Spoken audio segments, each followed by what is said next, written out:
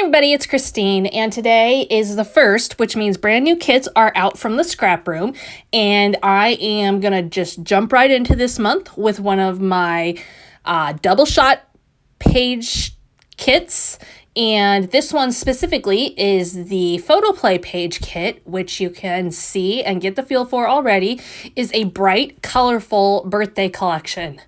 Now, as I've mentioned in other recent videos, I'm not a huge fan of scrapbooking holidays and birthdays. I'd rather do the everyday moments.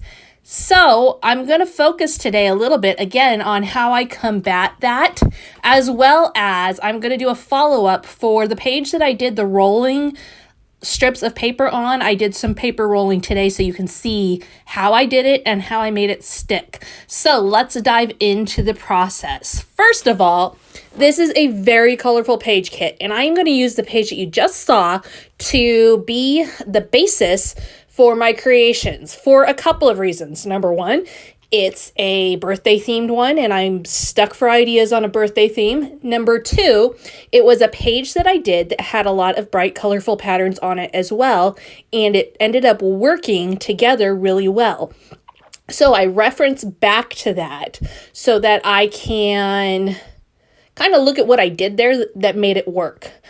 Because it is a little bit tricky to put a bunch of patterned papers together. So what you're seeing right now is I've decided I'm going to use the brightest and busiest for my base page. And then I'm going to add in some whites and some more monochromatic solid patterned papers to pull the whole thing together. Now I'm going to trim down my pictures just a little bit, not dramatically. They're originally 4x6 and I'm just going to shave a little bit off of the entire border so that I can have them be more focal on the layout and not take up the entire row across. I am trimming down 3 pictures, however, I'm only going to probably use 2. I just wanted to kind of see which ones I liked the best together. And then what I'm going to do is I'm going to take some of that green paper and I am going to mat that green paper with white cardstock. It's a little unusual to mat patterned paper. However, on this kind of layout where you've got the really busy patterns and the really bright busy patterns, matting or outlining is almost a necessity, and sometimes both, because it helps to provide a break for the eye and separate everything.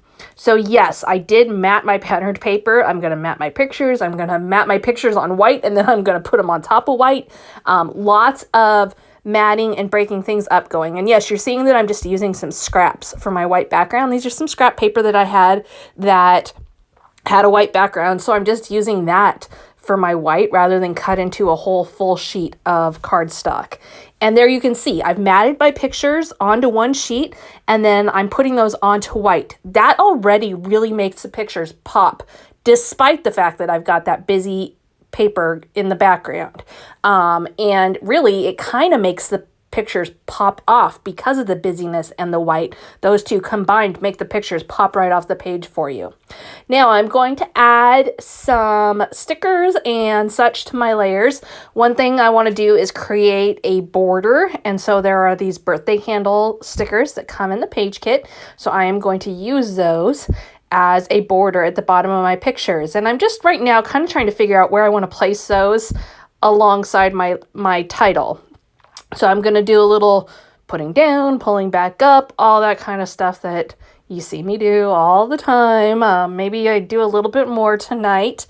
Like I said, the working with the busyness of everything kind of makes you have to shift and move and all that stuff a little bit more than usual, just because I'm being very cautious about not overwhelming the pictures.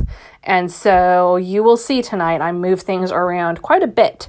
And I am using just my T ruler. This is just a really cheap, simple T ruler off of, I'm sure I got it on Amazon, and it is just helping me keep everything straight. One of the things I like about this page kit is it can work for boys or girls. It's got, as you can see, it's got those pinks in there, but it's also got the blues and greens in there. It's got the yellows, it can work either way, and also the reds. So you can see it's got a good mix for either little boys or little girls. And a lot of times we see those collections kind of geared more at one sex or the other. So it's kind of nice to have one that you can make work either direction. Now, I'm trying to achieve one thing with my embellishments here, and that is a simple visual triangle. Again, combining my patterned papers and embellishments to work my way around the layout. All I am working with on this is patterned papers and that 12 by 12 sticker sheet. Both of those came in the page kit. The double shot kit includes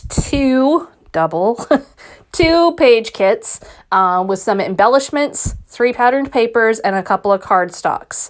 So you've got a very good basis to start out your layout. As you've seen in previous months, sometimes I get my entire layout from the kit. Sometimes I add in a few little things like for my title or some of the basic embellishments like enamel dots, Nuvo drops, that kind of thing. Tonight I'm going to primarily be within the page kit.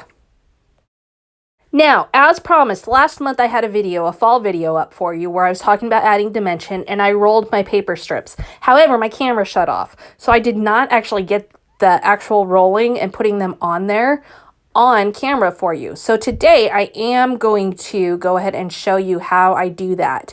So I've cut these 1-inch wide strips, and all I'm doing is taking a colored pencil, one that's round, that doesn't have the hexagonal shape, so there's no hard edges, and I am just rolling up the end, and as you can see, I'm going to use those again to help with my visual triangle and tuck those underneath the picture on both the top and the bottom.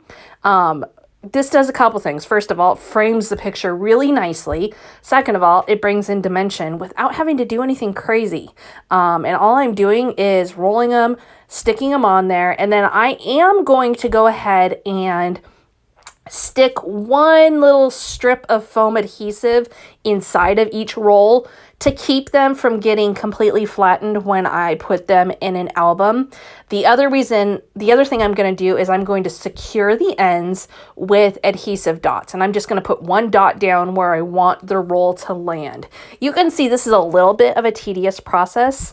Not horrible by any means, but you can see how long it's already taken me on camera to do it. It's not a super fast thing. On the layout last month, my strips were a little bit wider, and actually I think those ones held even a little bit easier. I had to do a little bit less to get them to hold in place, and I'm not sure why that is. It could just be the weight of the cardstock or whatever, but for whatever reason they did. Now, one more thing to note, this is, in addition to being a great way to add dimension and just do something kind of unique and different on your layout, it also is a great way to show both sides of your patterned paper. So you can see by me rolling these, I'm bringing out the back side, which is just a bunch of balloons, but it brings in an extra pop of color, which again helps to frame the picture really nicely in doing that. And here you can see, like, there's a really precise process to this. Stick the foam adhesive inside and then stick your colored pencil in and push it down. All kind of just an experiment. It's not like I have this major step-by-step technique for it, but certainly something that any of you can try. And think about the possibilities of how many different, like, you could do this with a rainbow look, you could do thicker strips, thinner strips, all kinds of different possibilities. And you can see it just adds a really different, unique touch to the layout. Now I'm going to finish off my embellishing, bring in a few more stickers. Now that I've got that rolled look on there, I kind of know where I am going and how I want to complete things.